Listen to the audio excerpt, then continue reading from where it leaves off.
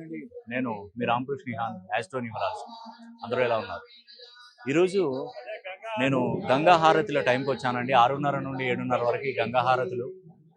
ఇది ఎక్కడుంది గంగా హారతి అంటే ఉత్తరాఖండ్ రాష్ట్రంలో, అదేవిధంగా ఉత్తర కాశీ ప్రాంతంలో ఉన్నటువంటి కేదార్నాథ్ ఘాట్ దగ్గర నేనున్నాను.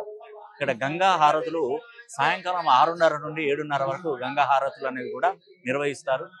ముఖ్యంగా ఇక్కడికి నీకు రావడానికి కారణం ఏంటంటే ఒక 4 రాశులకు మహర్దశ పట్టింది. తులారాశి, వృషభ రాశి, కుంభరాశి, సింహరాశి, ఈ 4 రాశులకు మహర్దశ కలిగింది.